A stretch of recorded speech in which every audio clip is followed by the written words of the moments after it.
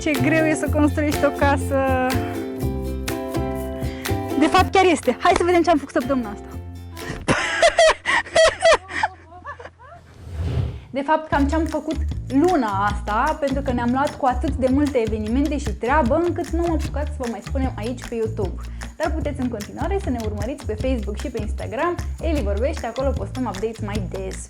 Hai să vedem. Prima parte. Ce am făcut în această lună și un pic pentru a strânge bani?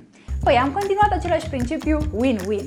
Hai să se și distreze omul când vine alături de noi și haideți să-l facem parte din povestea noastră. Să fim împreună o comunitate care facem această căsuță, pentru că așa cum ați văzut, singur nu prea reușim.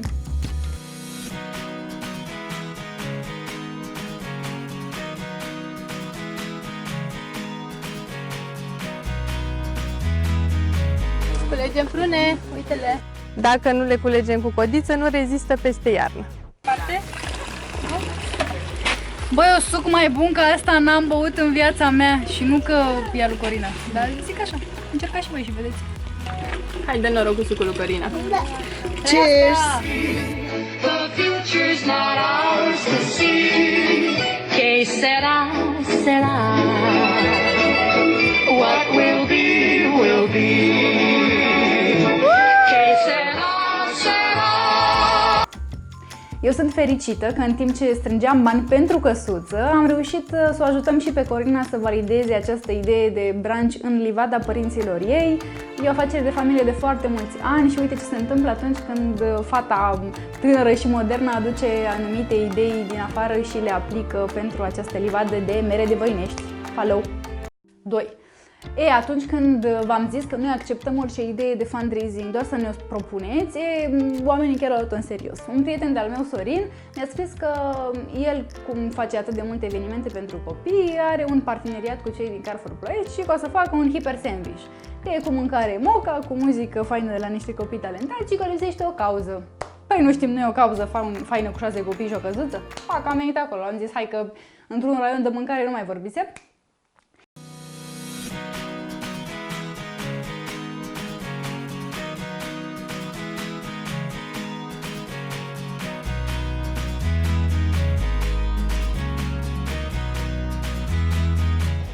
În această zi minunată de sâmbătă S-a strâns suma de 1578 de lei de la voi, oameni buni care ne construim o căsuță. A fost un moment foarte emoționant, pentru că zicem noi expresia asta cu orice leu contează, dar cumva parcă ne așteptăm totuși la mai mult de un leu.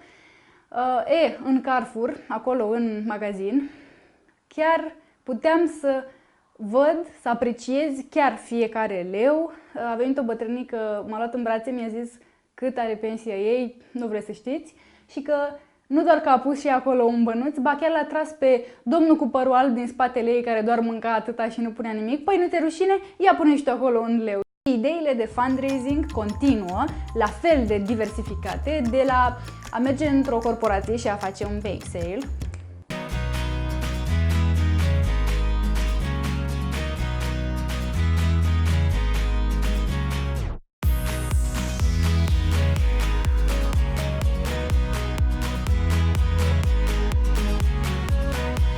până a te parteneria cu un alt ONG, Rotaract, căruia îi mulțumim foarte tare, care organizează licitații în fiecare an. Ai uitat de noi? 270, 270, 300. Ce ți de la 270 la 300? Serios, 30 de lei? Dai pe un Uber, frate, de la Romana până la drumul Campelor, serios. Și să convingem oameni cu comunități mari să liciteze un lucru drag lor, poate un prânz sau un obiect la care ține foarte tare, și să vedem ce se întâmplă. Aluziva, de exemplu, a acceptat provocarea noastră și deși am început de la 100 de lei, până la final am ajuns la...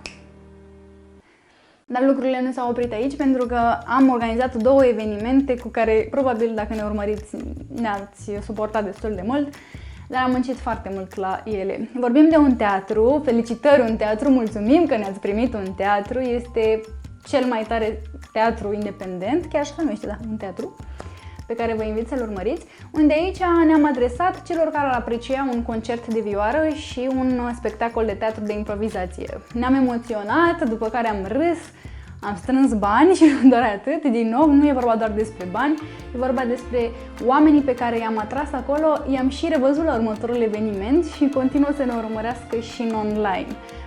Da, și cineva de acolo ne-a dat și un acoperiș pentru căsuță, adică n-a fost degeaba.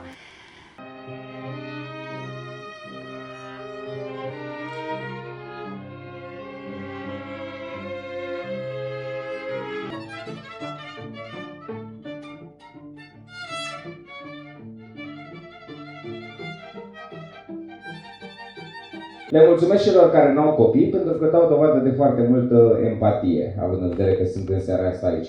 Eu am un copil și de-abia după ce am avut un copil mi-am dat seama cât de greu este să ai, cât de multe griji îți faci, să ai un copil, cât de mult timp investești ca să-i dai educația care trebuie. Băi, e bine ce fac, nu e bine ce fac. Faptul că voi n-aveți copii și sunteți totuși aici înseamnă că cumva ați sondat cu mintea aceste probleme și că le-ați înțeles. Să fie o femeie singură cu 6 copii, nu știu cum să zic, mi se pare absolut imposibil.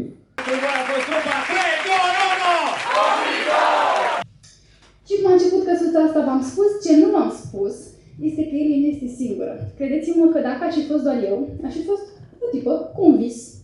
Ce-ar fi dacă îmi face o casă? Câți ori mor avea visul ăsta.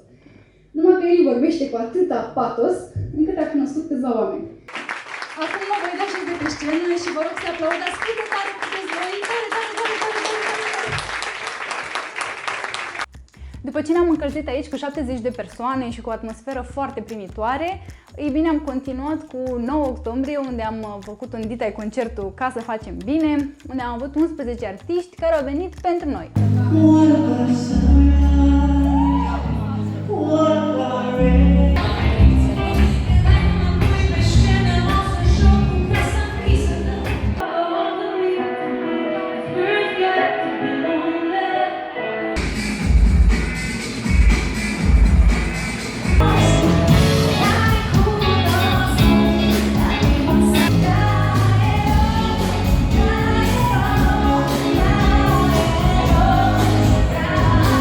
Și așa am putut să văd magia asta de a aduce oamenii în online, de ei cunoscut, să-i aduci în offline și după aia în continuare să te urmărească și în online, să mai vină și în evenimente offline. E așa un ping-pong interesant care creează o anumită energie atunci când cunoști un om, chiar dacă nu l-ai mai văzut față în față, dar a donat pentru cauza ta sau te-a urmărit sau știe ce faci, parcă din priviri te înțelegi și nu trebuie să mai spui neapărat cum te cheamă sau nu știu ce vârstă ai, pentru că știi că amândoi avem ceva în comun mai presus de orice chestie materială sau, nu știu, mundană, pur și simplu. Și tu faci o căsuță, ce fac o căsuță? Bate palma, bravo, hai să mai convenim și alți oameni care să facă o căsuță cu noi, știi?